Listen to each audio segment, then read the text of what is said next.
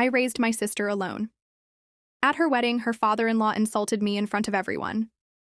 He lifted his glass, smiled like a villain in a soap opera, and said, "I just hope this marriage brings some stability to your family." God knows she didn't get that from him. Laughter trickled across the room, uneasy, forced. My sister froze beside her new husband. Her smile snapped stiff. Her eyes found mine. Guilt, regret, fear. She knew I wouldn't let it slide. She also knew I'd never raise my voice. I don't need to. I stood slowly, smoothed my dress, and looked him dead in the eye. "Do you even know who I am?" His smirk cracked, but let me take you back. She was 6 when our mother overdosed in the A. Next room. I was 16. I lied to social workers, signed her school forms, packed her lunches. No one asked questions, no one cared. I made sure she had ballet, braces, birthday cakes. I took night shifts and gave up college. She got to be soft because I learned how to be hard. People like him, her new father-in-law, they don't understand. Quiet sacrifice. I met him 6 months ago. Private vineyard, gated mansion, glass walls, and colder hearts. He looked at me like I was dirt on his crystal stemware. "What do you do exactly?" he asked. "I run a few businesses," I said. "Ah, a self-starter." "That explains the shoes," he smirked. They were Italian leather. He wouldn't know. I let it go that time. The second time, my sister was curled up on my couch crying, makeup smeared, shoulders shaking. He said, "You walking me down the aisle would make them look low." I felt something in me snap, like glass turning into a blade. "I told him I wouldn't get married unless you gave me away," she said, wiping her eyes. I nodded just once, and then I got to work. I started small, quiet. I bought into 3 of his key suppliers, waited, then pulled the strings. Delays, shortages, bad press. His stock dropped 7%. I fed a whisper of an SEC audit to the right people. Wall Street twitched like a nervous eye. Still not enough? I traced. Campaign donations, dirty, disguised, illegal. Then I handed the files to a friend at a major paper. She said it would be her career maker. Meanwhile, he was grinning in family photos, all smiles and power poses. Now back to the wedding. He made his smug little speech, so sure of his place, so sure no one would dare challenge him. "Do you even know who I am?" I asked again, louder. He laughed, nervous. "You're the sister, right? The protector." I didn't blink. I'm the reason she didn't end up in foster care, the reason she got to grow up like a kid instead of a case file. And I'm also the reason your company is under federal investigation. Check your phone right on cue. Buzz. He looked down, froze. The article had dropped 2 minutes ago. Front page, names, dates, photos, everything. Gasps. Swept a room like wind through dry grass. He opened his mouth. I raised my hand. "Don't. You've embarrassed yourself enough." Then I turned to my sister.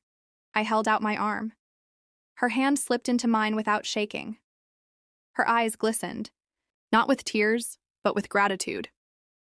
We walked down the aisle together, not to music, but to silence. It felt like the real ceremony, not of love, but of power, of truth. By morning, his board issued a statement. By lunch, his name was trending. By night, his assets were frozen. My sister and her husband delayed the honeymoon. I told them not to worry. My part's done. I said, "Go enjoy Italy." Now I sit on my balcony, coffee in hand, watching the city glow under a sleeping sky. She texts me, "You didn't have to do that for me." I reply, "I didn't. I did it for the girl whose sister gave her everything and was still called not. I raised my sister alone. For 18 years, I played both roles, guardian and sibling, protector and provider, mother and father. So when she got married, it should have been a day filled with joy and celebration. Instead, it turned into a battlefield, my strength, tested in ways I never expected. That night at the wedding, her father-in-law, an arrogant man with icy eyes and a venomous smile, lifted his glass in front of everyone and said, "I just hope this marriage brings some stability to your family." God knows she didn't get that from him. The room fell into an awkward silence. Some forced chuckles, but my sister froze, her smile breaking like crystal under pressure. Her eyes locked with mine, guilt, regret, fear swimming in their depths. She knew I wouldn't let it pass. I stood slowly, adjusting my dress and squared my shoulders. Looking the man dead in the eye, I said calmly, "Do you even know who I am?" His smirk faltered. "Let me take you back." When my sister was 6, our mother overdosed in the room next door. I was just 16, too young to be anything close to ready. Social workers came and went, but no one saw the weight a child can carry when forced to grow up overnight. I lied. Yes, lied. About her age, signed paperwork, packed lunches, and stitched together a childhood that should have been hers without question. I juggled night shifts, forsook my own dreams and college, and made sacrifices no teenager should have to consider. Ballet classes, braces, birthday cakes, they all happened because I was relentless. Softness was for her. I learned to be hard. People like her father-in-law? They don't understand that kind of quiet sacrifice. They see only how things appear, not the battles fought behind closed doors. I met him 6 months ago during one of those forced family gatherings in the vineyard he owns, a sprawling estate cloaked behind gated walls and glass facades. Rich, entitled, and colder than the marble columns of the mansion. "What do you do exactly?" he sneered, eyeing my shoes. "I run a few businesses," I said evenly. "Ah, a self-starter. That explains the shoes." He smirked, unaware they were Italian leather, something he would never understand the value of. I let it slide. But the second time, when my sister was curled up on my couch sobbing, her makeup running and her shoulders shaking from the weight of his words, I knew I couldn't let it go. He said, "You walking me down the aisle would make them look low," she whispered through tears. My blood froze. Something inside me snapped like glass turning into a sharp blade. She looked at me, desperate. "I told him I wouldn't marry unless you gave me away." I nodded once, the silent signal that I would fight for her dignity. And I got to work. Started small and quiet, bought shares in 3 of his key suppliers. Then I pulled the strings. Delays, shortages, bad press. His stock began to drop, 7%, then more. I fed whispers of an SEC audit to the right people. Wall Street twitched nervously. They began to ask questions. Still, that wasn't enough. I traced campaign donations, dirty, disguised, illegal. I compiled the files meticulously and handed them to a trusted friend at a major news outlet. She told me it would be her career breaker. Meanwhile, he carried on grinning in family photos, all smiles and power poses. Back at the wedding, he made his smug little speech, sure of his position and that no one would dare challenge him. I stared, coldly, and said louder than before, "Do you even know who I am?" He laughed, but it was nervous this time. "You're the sister, right? The protector." I didn't blink. I'm the reason my sister didn't end up in foster care. The reason she got to grow up like a kid, and not a case file. I leaned closer and finished. "And I'm also the reason your company is under federal investigation. Check your phone, right on cue." His phone buzzed. He looked down and froze. The article had just dropped 2 minutes ago. Front page, names, dates, photos, everything. Gasps swept across the room like a dry wind through dead grass. He tried to speak, but I raised my hand. "Don't. You've embarrassed yourself enough." Then, without hesitation, I turned to my sister, held out my arm. Her hand slipped into mine, steady, unshaken. Her eyes glistened. Not with tears, but with gratitude. We walked down the aisle together, not to music, not to applause, but to silence. It was the real ceremony that day, not one of love or weddings, but of power, truth, and quiet victory. By morning, his board released a statement addressing the investigation. By lunch, his name was trending on every social platform. By nightfall, his assets were frozen. My sister and her husband pushed back their honeymoon. I told them not to worry. My part's done, I said. You go enjoy Italy. Now I sit on my balcony each morning, coffee in hand, watching the city glow beneath a sleeping sky. She texts me sometimes. You didn't have to do all that for me. I reply simply, I didn't. I did it for the girl whose sister gave her everything and was still called nothing. Story 2, I was on a night shift when my wife, my brother, and my son were brought in, all unconscious. I ran to see them, but a doctor quietly stopped me. You can't see them yet, he said, trembling. I asked, why? The doctor lowered his eyes and whispered, the police will explain everything once they arrive. Chapter 1, A Shattered Midnight. The hospital lights always buzzed louder at 2 a.m. Maybe it was the silence of the corridors. Maybe it was the weight of fatigue pressing against my spine after 8 hours on the trauma floor. Or maybe it was the fact that night shifts always brought the worst kinds of pain. But nothing prepared me for what came over the intercom. Dr. Adam Carter, please report to Emergency Bay 3 immediately. Code red, multiple victims. Incoming ambulance ETA 2 minutes. I was halfway through updating a patient's chart when I heard it. I dropped the pen and sprinted down the corridor, white coat billowing behind me. When I reached the trauma bay, nurses were already scrambling.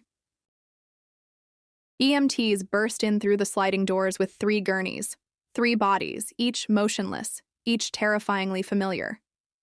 I froze mid-stride. No, this isn't happening. The first gurney, my wife, Emma, her blonde hair matted with blood. The second, my younger brother Caleb, face bruised, a deep gash on his temple. And the third, my son, Ben. My knees almost buckled. Ben! I shouted, rushing forward. But before I could reach them, a hand caught my shoulder. Firm, gentle, intentional. It was Dr. Reyes, the attending on call. You can't go in there, he said, his voice low. I stared at him wild-eyed, breath coming, in gasps. That's my family, I said hoarsely. My wife, my brother, my son. Let me through. Dr. Reyes didn't move. He looked around once, twice, then leaned in and whispered, You can't see them yet. The police will explain everything once they arrive. My world slowed, froze. A siren still howled outside. Nurses moved in controlled chaos. But for me, everything went quiet. What do you mean? I whispered. Why would the police? His eyes didn't meet mine. And that's when I knew this wasn't just an accident. Something was deeply wrong. Chapter 2. Bloodlines and Lies. The police arrived 20 minutes later. 2 officers, plain clothes, stone-faced.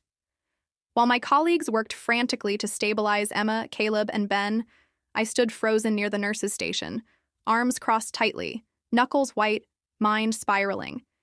Hadn't been allowed in the trauma room. Not even a glimpse. Not even a word about my son's condition. Ben's strong, I whispered to myself. He's only 16. He'll make it. But my gut was screaming louder than my thoughts. And the way Dr. Reyes had looked at me, that downward glance, the tight mouth, the deliberate hesitation, felt less like medical concern and more like guilt. Finally, Officer Daniels approached me, his notepad already out, his eyes unreadable. Dr. Carter, he said formally, we'd like to speak with you privately. In there, I gestured, leading them into the break room. I closed the door behind us. What happened? I demanded. He exchanged a glance with his partner, then slowly began. Earlier, tonight around 1:15 a.m., your wife's vehicle registered under Emma Carter was found crashed into a guardrail on County Route 7. My breath caught. That's 20 minutes from our home. He nodded. Yes. The airbags deployed. All 3 passengers were found unconscious inside. Your son was in the back seat. I leaned forward. Who was driving? Again, that glance between officers. Daniels hesitated. We're still determining that there was evidence suggesting your brother may have been behind the wheel. What kind of evidence? He had no seatbelt marks, front airbags deployed on the passenger side only. Also, he paused. There were open bottles of wine in the vehicle, several glasses, and a hotel key card wedged between the front seats. I didn't understand. They were drinking. Yes. I blinked. No, Caleb didn't drink. He hadn't since his DUI 5 years ago. And Emma, she barely touched alcohol. And what would Ben be doing in the car at that hour, especially with them? My voice cracked. Why?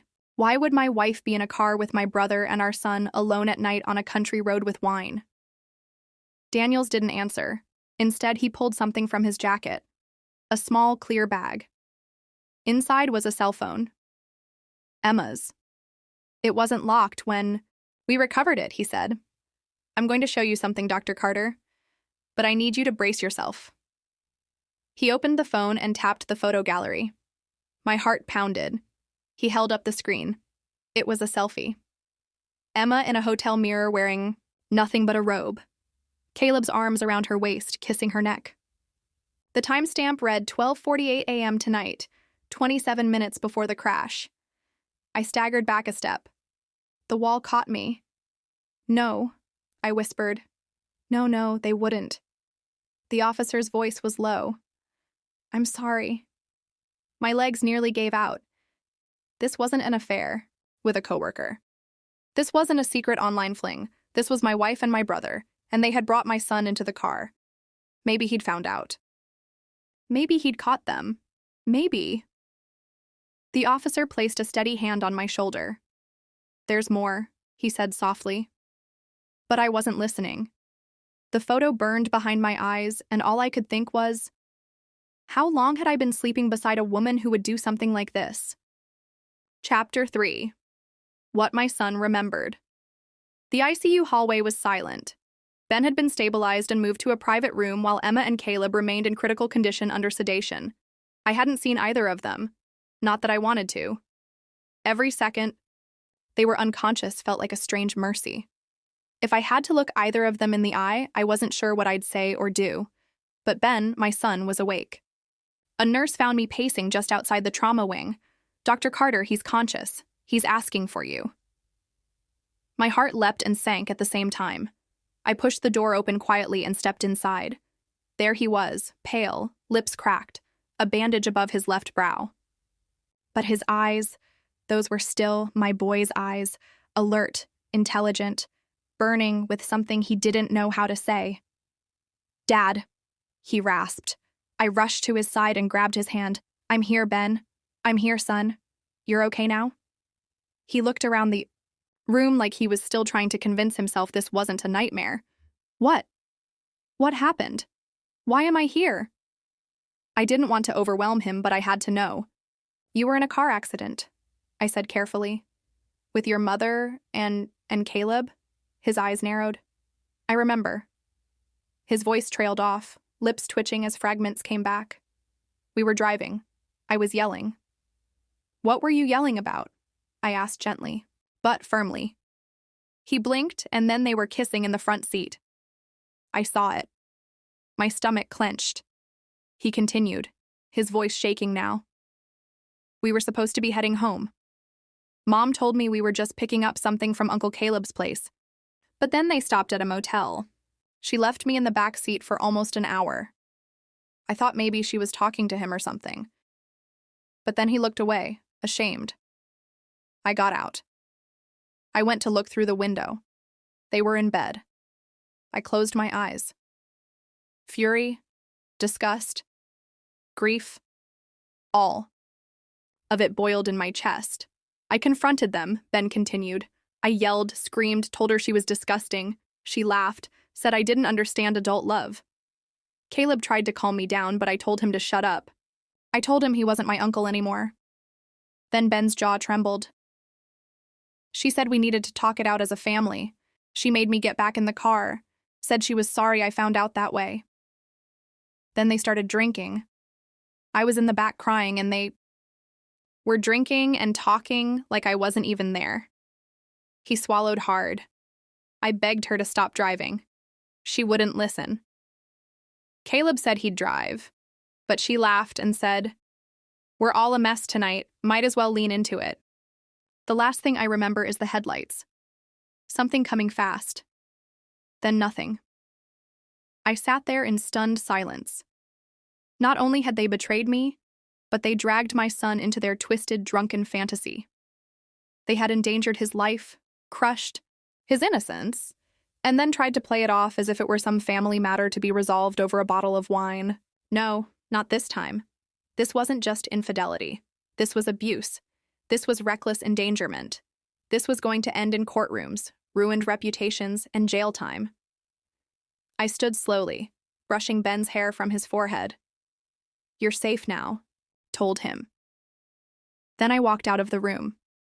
Fire in my chest, purpose in my steps. I had the truth, I had evidence, and I had nothing left to lose. Chapter 4. The reckoning begins. By the next morning, I wasn't just a grieving husband and betrayed brother. I was a man on a mission. I had Ben's testimony. I had Emma's phone with damning photos and chat logs that made it clear this wasn't some drunken one-time lapse. It had been going on for months. And I had hospital records showing Emma and Caleb's blood alcohol levels, both legally intoxicated. That paired with the crash. It wasn't just betrayal. It was a felony. I sat down in my office, closed the blinds, and made a call. "Jason, it's Adam. I need a favor. A big one." Jason was a family lawyer I'd known for years. Sharp, discreet, and cold when needed. After I explained everything, he was quiet for a beat. "You want divorce proceedings?" he asked. "Yes, immediate emergency filing." "And the criminal charges?" I hesitated, then clenched my fist. "I want everything. They put my son's life at risk. I want this to go public, legal, loud." There was a pause. Then we start today.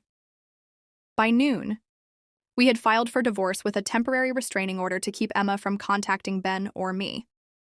By evening, I had handed over all digital evidence to Officer Daniels, who confirmed the DA would likely pursue charges of child endangerment and DUI with a minor present. And the final blow, I sent an anonymous tip with photo attachments to the Hospital's Ethics Committee, where Emma still technically worked as a senior counselor. In her role, she counseled old vulnerable patients, including teens. The hypocrisy made my stomach turn. That night, I returned to the hospital and stood outside Caleb's room. He was still unconscious, a tangle of IV lines and machines breathing for him. I stared at him for a long time through the glass. This was the brother who used to protect me from bullies. The brother who cried at my wedding speech, and he threw it all away for some selfish fantasy with my wife. You think you'll always see betrayal coming.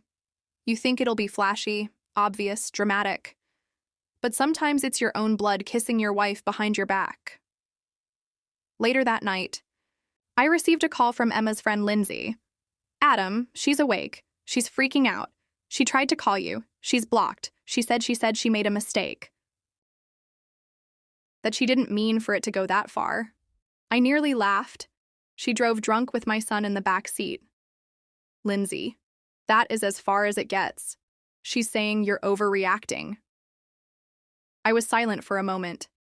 "Then tell her this." I said, "Tell her I'm not mad anymore. I'm focused."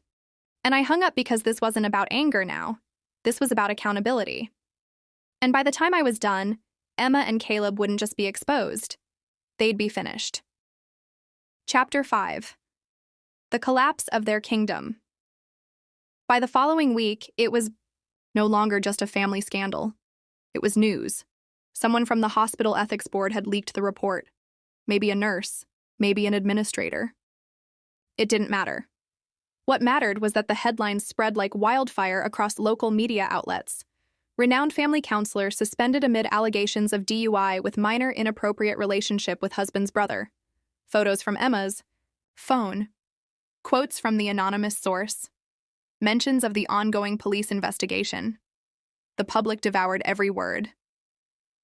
I sat in my living room, the TV muted, watching Emma's face flash across the screen. A year-old professional head shot beside.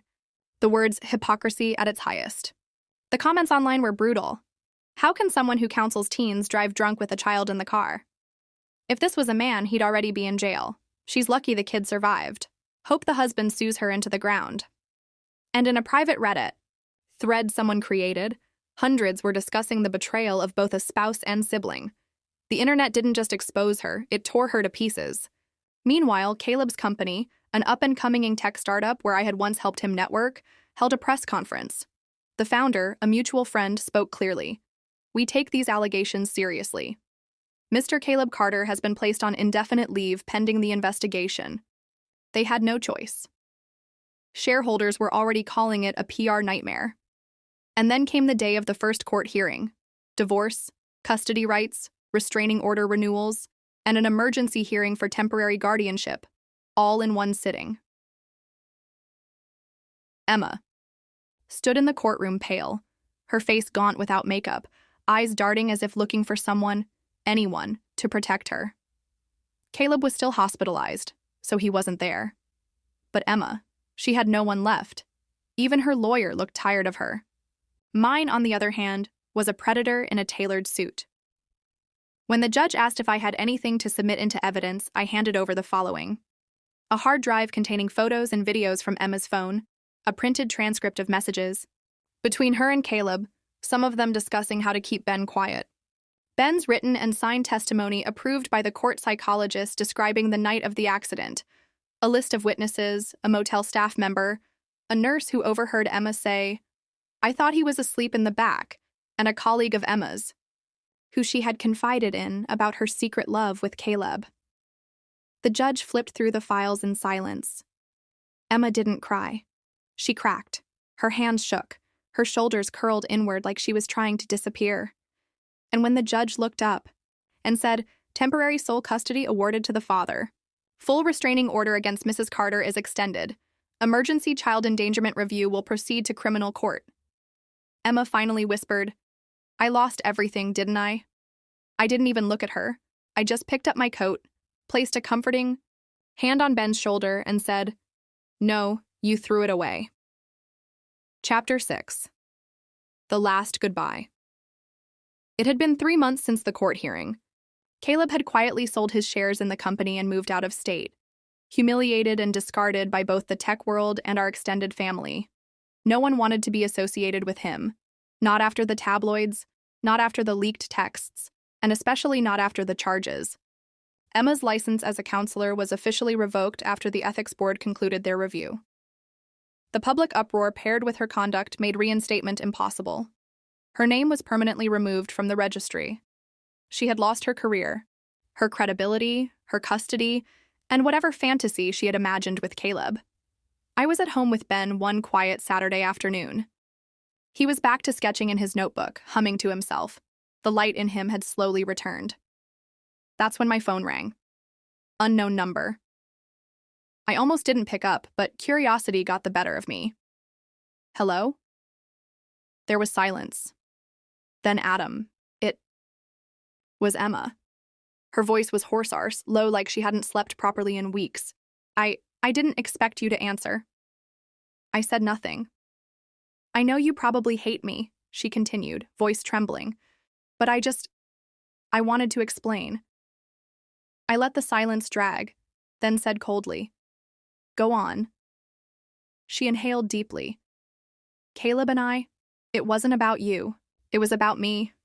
I felt trapped, bored, like life had become so routine, and I was just drowning. He listened. He made me feel wanted. While I worked nights to provide for this family," I said sharply. "I know," she whispered. "I know I destroyed everything.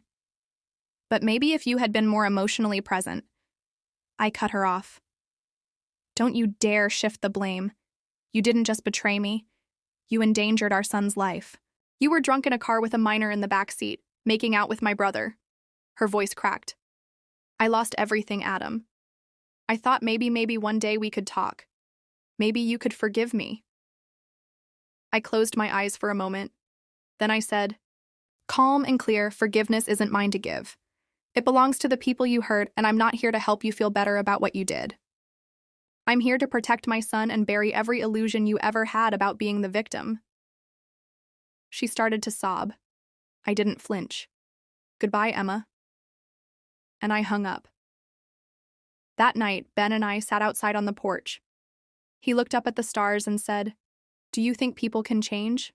I thought about it, then replied, yes, but some only do after they've lost everything they thought they couldn't. He nodded slowly, satisfied. And me? I had no rage left, no desire for vengeance, only peace. Because the people who once burned my world down were now standing in the ash of their own choices, while I walked forward hand in hand with my son toward a future finally free of lies. Was this revenge perfectly justified? Tell us what you would have done in the comments below. Like the story, share it with someone who needs this energy, and subscribe to Lauren's story for more jaw-dropping tales of betrayal and justice. Because here, every lie has its reckoning, and every betrayal finds its shadow. Stay sharp, stay strong, and stay tuned.